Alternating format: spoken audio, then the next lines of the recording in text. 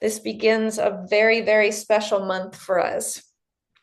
It is a month of poetry that is seeking to be witness and looking for transformation and pursuing peace through the very, very important means of poetry. So we are delighted that you all are joining us. And Hila, I'm so grateful that you are back with us in alignment again and that you are kicking off this month for us. Thank you for joining us, and your words mean so much to us.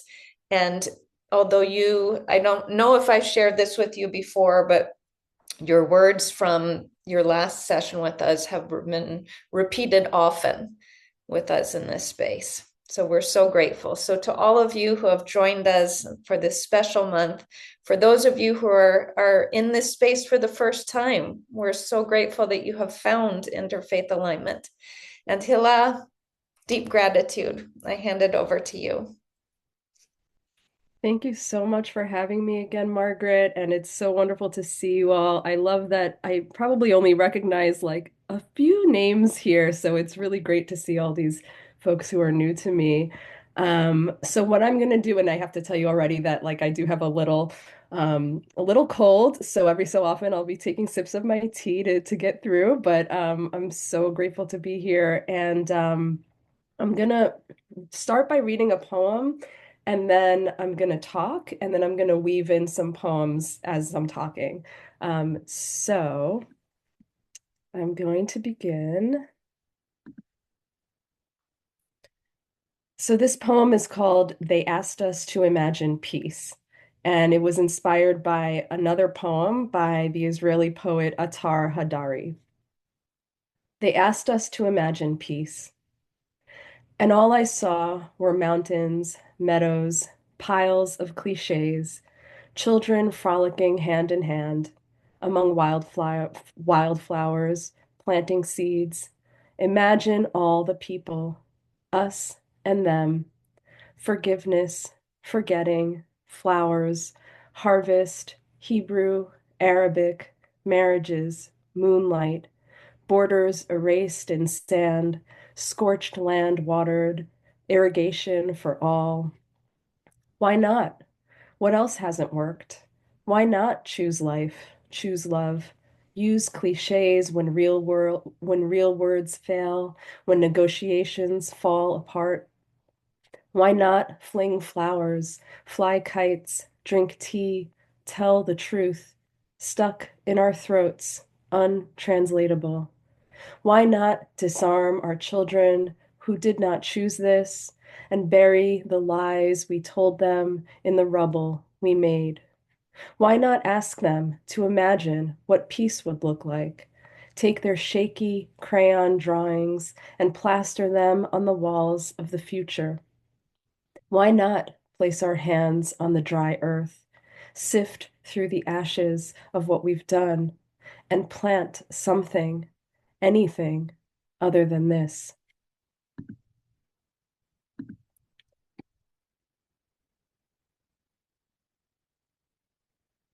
It's May 19th, 2024.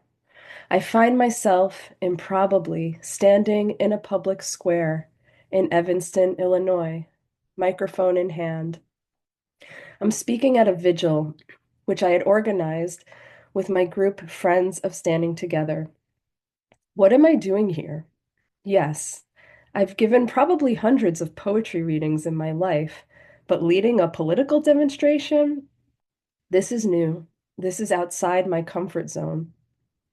In the weeks leading up to the vigil, I'm racked with anxiety. What if there's a backlash? Will people protest our event? And from which side? Pro-Israel or pro-Palestinian? Or both? By the day of the vigil, it's too late to back out. My fellow group member, Emma, hands me a microphone and tells me to climb onto the concrete cube in the center of the square to give the speech. No, no, I don't need to stand up there. No, no, she insists. So I hoist myself up, and suddenly I'm standing in front of a crowd of some friends, but a lot of strangers, many of whom are wearing purple t-shirts. I look at the sea of anticipatory faces, the signs they're holding that read, ceasefire and hostage deal now, or war has no winners, or the most radical sign of all, peace is possible. And the anxiety is suddenly gone. I'm struck by a profound sense of calm and purpose. I have to speak. I have to lift up the stories of those who were sacrificed to the power games of tyrants and extremists. I share two eulogies, one for Vivian Silver, the Jewish Israeli peace activist who was killed in her home on October 7th, and one for Abd al-Rahman, who was killed in Gaza by an Israeli bomb while searching for diapers and milk for his baby. Nowhere else had I found a space where these losses could be named and mourned together in the same breath. It didn't mean the sides were equal. It didn't mean there isn't a profound power imbalance or decades of systematic oppression of Palestinians. It just meant, very simply, that innocent people had been murdered and kidnapped, and we should be able to mourn and speak on behalf of all of them without exception. Our speakers that day at the vigil included two rabbis, an imam, and two Palestinian Americans originally from the West Bank, in addition to myself, an Israeli American. To my surprise, there's no backlash. Attendees are supportive, they join in our chants, they sign up for our email list, and I realize for the first time in months that I'm not alone. The weeks following October 7th, 2023 were lonely. My deep intergenerational trauma erupted inside of me. Seeing the massacre of my people, I felt grief, fear, and panic. But almost immediately, I watched my people's trauma become a weapon of revenge and annihilation against the Palestinian people. In the face of this overwhelming grief, I needed to find my own humanity and the humanity of others. Where could I grieve for both Israelis and Palestinians? I attended vigils demanding the release of the hostages, yet did not hear one word of mourning for innocent civilians in Gaza. Demonstrations demanding a ceasefire in Gaza did not mention the hostages. Where was humanity? It wasn't until I discovered Standing Together that I found a place where I could speak my truth as an Israeli who unequivocally stands for the humanity of both peoples, a space where I can proudly say that both Palestinians and Israelis deserve dignity, safety, justice, and peace, that our fates are intertwined. I did not grow up with that narrative. I was born in Israel and have dozens of family members who at this very moment are living through yet another purposeless war. My cousin, who is about my age, survived a terrorist attack during the Second Intifada in 2001. My grandfather survived a horrific act of violence in 1936. For much of my life, I was not particularly interested in better understanding the context of these incidents.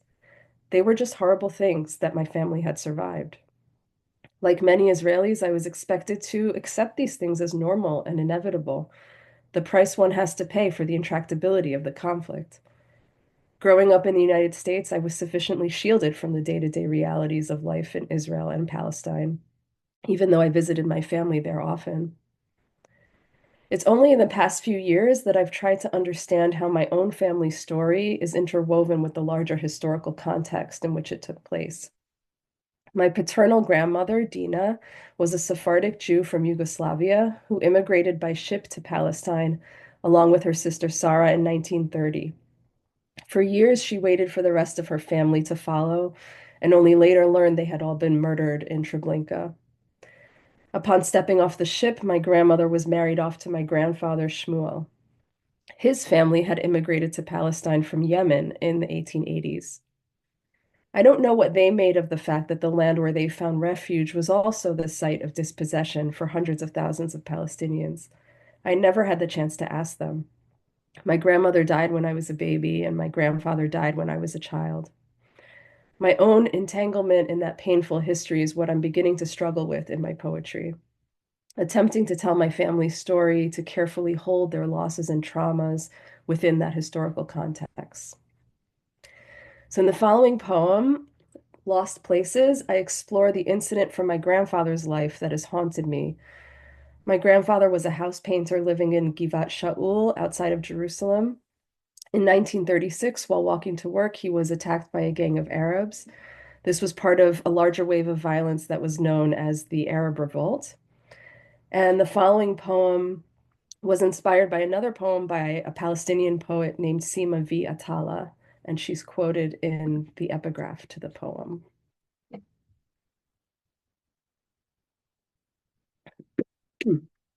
Lost Places. The lost places are easy to list. We revisit them the way we touch an old injury. Sima V. Atala. 1. Saba Shmuel's Jerusalem, where I visit him in the assisted living facility when I'm 9. As though performing a parlor trick, he pulls the glass eye from its socket, showing it off like a prize. I look back at the slimy slit, where he fingers the old injury as the fake eye gazes from the depths. 1990. 2. My Rehovot, where I was born. Long summer days at Palmachim Beach, playing matkot and sheshbesh while Abba grilled chicken on the mangal, and I buried my toes in the sand.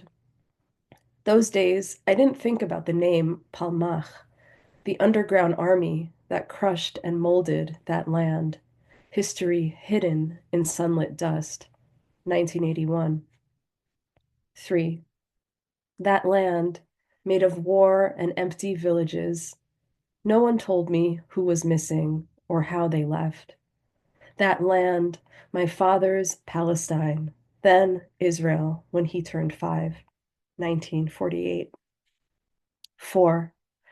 Safta Dina's Jerusalem, where she made borekas from scratch for her husband she married upon stepping off the ship, where later she cleaned his wound and kept her own neatly tucked in folds of phyllo dough as she quietly waited for her mother, father, brother, who would never return from Treblinka, where she kept 8 children clothed and fed and absorbed Saba's temper in that one-room house on Agrippa Street, 1942. 5. Saba Shmuel's Givat Shaul, where he went down the road to work, painting houses, came home bloodied, lost an eye, knives and stones, the Arab Revolt, 1936. 6. Safta Dina's Bitola, once Monastir, where she joined the Zionist youth group and had the chutzpah to get on a ship to Palestine at age 18 with her sister Sarah and 500 other Sephardic Jews just in time, 1930. 7. My Rehovot, founded by Polish Jewish immigrants, 1890, citrus groves, Yemenite laborers, next door to the Bedouin town of Zarnuka, where a fight broke out over stolen grapes, according to Jewish sources, or an attempt to steal camels, according to Arab sources, leaving 3 dead, 2 Jews, 1 Arab, 1913. 8. My great-grandparents' Yemen, the town of Rasab, where my name, Ratzabi, comes from. No Jews remain, no trace of their journey, 1881. 9. My other great-grandparents, Poland and Russia, nothing left, not even the names of the towns, not even the names of those left behind, not even the dates, 1800s. 10. My father's Jerusalem, west and east, wall and dome, ancestors roaming, unsettled among the dust and stones. And then I'm going to read 2 poems now that were written very close to the beginning of the war in October 2023. 2 weeks after the war begins, October 22nd, 2023. I say I'm going to take a walk in the woods.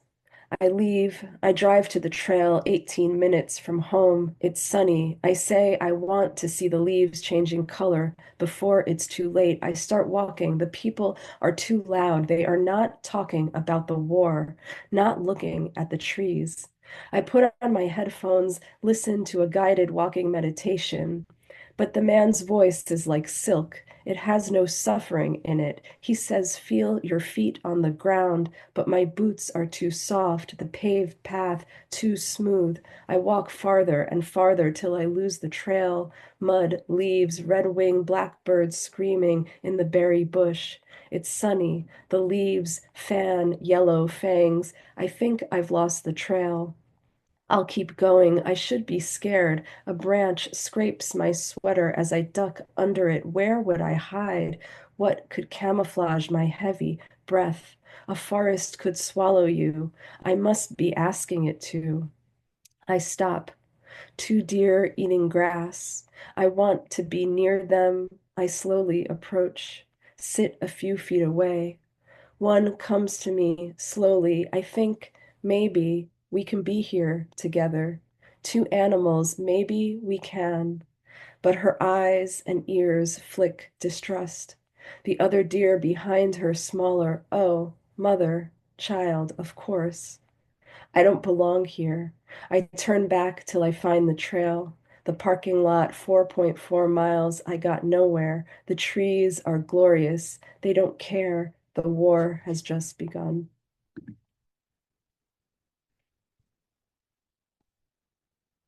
Late Hunger, October 21st, 2023. The coral rose still blooms, fake tongues thrust at the air. The last remaining bumblebees ravage the pink cosmos, purple asters, ravenous, each color an assault, each pink tinged with blood. The ground is wet. Gray clouds suffocate the cool air. It has been 2 weeks. The sparrows root in the dirt. My steps startle them. They erupt in wings.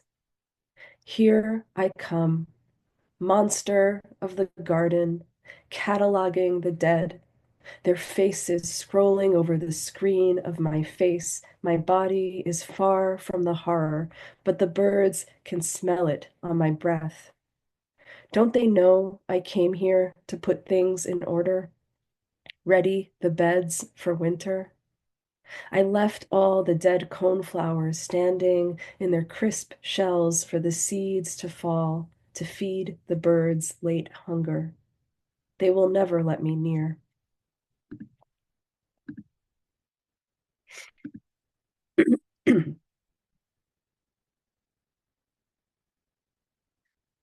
Poetry gives me the space to process painful and complicated feelings. On the one hand, in the poem 2 weeks after the war begins, I inhabit the feeling of fear and panic that I experienced after October 7th, imagining myself fleeing from danger. In that poem, I identify with the victims of October 7th, how easily it could have been me or a family member. And on the other hand, in Late Hunger, I embody the monster of the garden, the aggressor. Poetry allows me to inhabit these contradictions. As the poet Rainer Maria Rilke says, no feeling is final. This is what art can do in the face of trauma. It can help us shape our feelings so we don't act on them. It's a space to question, contradict, to argue with ourselves, to change our own minds, and maybe even to change the minds of others. Art can also be a refuge during the most difficult times. I'm reminded of the words of the Holocaust diarist Eddie Hillesum. Sometimes I want to flee with everything I possess into a few words, seek refuge in them. I am in search of a of a haven, yet I must first build it for myself, stone by stone. Everyone seeks a home, a refuge, and I am always in search of a few words. Poetry is that refuge for me. a space to be human, to bear witness to my inner self as I bear witness to the world. But outside of poetry, we need a language of shared humanity, justice, and peace. This is what I found in Standing Together. Standing Together is a movement made up of Jewish and Palestinian citizens of Israel, working to end the occupation and create a future where everyone on the land can thrive. They are currently leading mass protests against the war in Iran, putting their bodies on the line, facing brutal responses from the police. During Israel's war with Hamas, they played a central role in the protests for a ceasefire and hostage deal. They collected humanitarian aid that was successfully delivered to Gaza and engaged in protective presence in the West Bank, which they continue to do to this day. They say there are millions of Jews and millions of Palestinians living from the Jordan River to the Mediterranean Sea. No one is going anywhere, and they all deserve freedom, justice, equality, and peace. There are now 40 Friends of Standing Together chapters around the world and 14 groups in the US. When I joined Illinois Friends of Standing Together, the chapter was fairly quiet and inactive, but slowly, we started to have meetings and organize demonstrations. Our group now includes Jews, Christians, Muslims, Palestinians, Israelis, and even one very active Iranian member. All of us committed to creating peace and justice in Israel, Palestine. And I'm proud to share that we'll soon also be launching Friends of Standing Together USA, the national organization for the movement, which is officially going to launch on April 26th. And I can tell you all about that later if you want more information. I want to emphasize the fact that I had zero experience as an activist before I joined that group. Um, and what makes me qualified to be an activist or an organizer? I'm not a political person, and even worse, I'm a poet. I always think of the famous words of Emily Dickinson, I'm nobody. Who are you? Right? These beliefs keep me silent. They kept me silent my whole life, thinking I didn't know enough or it's too complicated. And what I've learned is you don't have to be an expert to speak out when you see something that's wrong in the world. You don't have to be an influencer to have influence. It is so easy to feel helpless, and to believe that we can't make a difference. And it's especially easy to stay silent when you're afraid to say the wrong thing, especially on this particular topic. But at some point, I decided I was willing to take the risk of not saying the right words or of having to argue with pretty much anyone across the spectrum of opinion. And I'm very much willing to take the risk of being called naive, which I think happens to many people who talk about peace. I'm willing to take those risks because so much is at stake, because we really need people talking about peace and demanding peace now more than ever. The more we demand a different world based on principles of justice and nonviolence, the closer we are to making it a reality. So I'm gonna read two more poems and then I'll close. So this poem was a response to a daily email series that I was subscribed to from the newspaper Haaretz, which is one of the biggest left-leaning newspapers in Israel. And so they had an email series where every day during the war, the title of the email was What You Need to Know, and then the number of the day of the war. So this is called What You Need to Know, Day 600. 1. Leave the email unread. Undo this day like a knot in a child's sneaker. Don't read the headline. Reverse the terrible procession of facts and days. Let the email glow there, blue and bold. Rest hand on laptop, smooth as an untouched cheek. The urgent words hum themselves to sleep. 2. What you need to know. The numbers, the place names, the testimonies, the refusals, the negotiators, the slogans, the faces, the blood and the glass, the fire and the fire. Each day awaken, perform the ritual, click and read, click and read. 3. What you need to know. Why summer dares to return. Why birds erupt in a frenzy for the found worm. Why the rain won't participate in my protest as I stand in the middle of the garden with my handmade sign. Peace is possible. A whisper to no one. Parched grass needling my bare feet. 4. The sky echoes the thunder of the day's new bombs, shuns the dust it swallows. The old laughing evergreen who's seen everything won't explain. Summer's last hydrangea tips under the weight of the frantic bumblebee. And one last poem. Thanks so much, everybody, for listening. Happy to chat at the end and answer any questions. Petition, May 1st, 2024. The birds sing like they've never heard of war.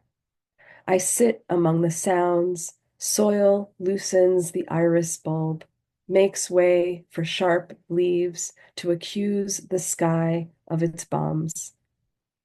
I cultivate the garden, pull vines that choke the magnolia, but leave one spot by the side of the house where dandelions spread and bear yellow throats to the air.